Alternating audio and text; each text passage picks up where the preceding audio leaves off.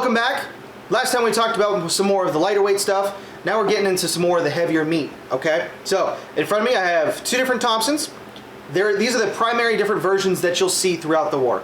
Some of them, there were other variants as well, but primarily these are the two that soldiered on for the longest portion.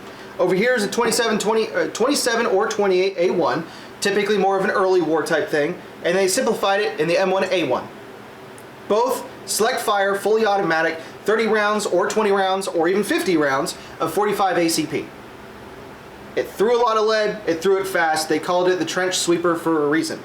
So primarily what you're going to see in almost everything is going to be the M1A1 over here. It does not have the big old cuts compensator. It's got a simple sight. It does not have the cutout for the drum, and it's got the bolt lug on the side.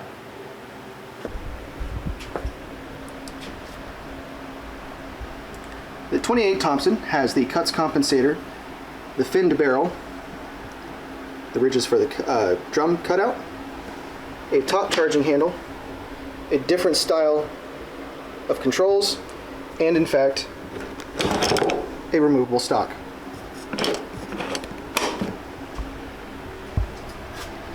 The M1A1 Thompson was simplified by removing a lot of the features of the barrel, the cuts in the receiver, a much more simplified bolt, much more simplified rear sight, no removable stock, and simplified controls. So the 20 round mags, this is typically what you're going to see for very early war. This is what was adopted first, and eventually they decided to transfer into the 30 round magazines. There was a ton of different prototypes, but this is ultimately what they decided on. These were available as early as Sicily. They become prevalent enough in Italy that they actually started getting really creative with them. You wouldn't just have one, for instance, you might have a couple. So one of the mods that you could do is actually a jungle mod, friction taping two of them together. You could additionally, if you wanted to, weld two of them together. There are multiple different references in a book by Bruce Canfield that shows all the different things that were done. There's also documentation from a 45th Infantry 180th Regiment, which is what we portray, that was saying that they were doing that as early as Anzio.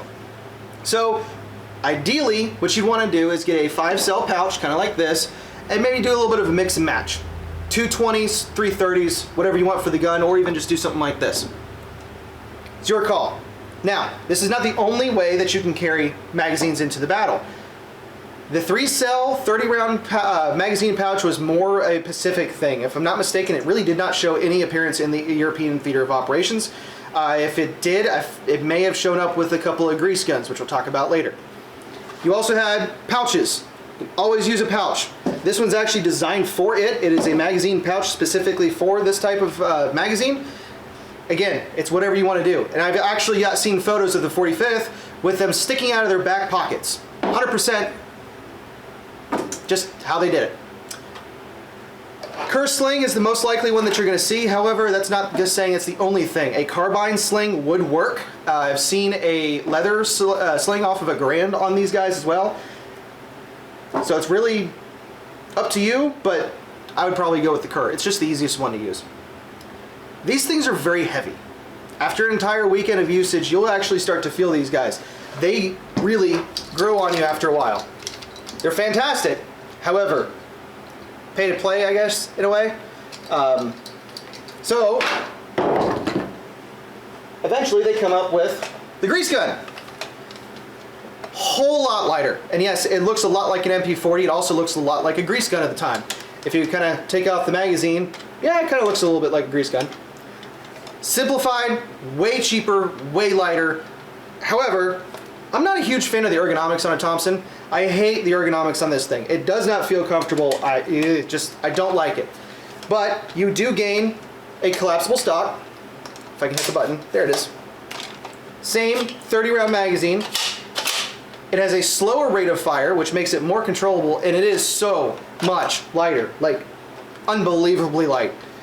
The initial version of it, that was your safety, and that's actually how you cocked the weapon back. Eventually, they added the nice little arm. That's your safety once more. Like I said, way cheaper, way easier, way lighter. One word of note too, the way that you carry properly most of the weapons at the time.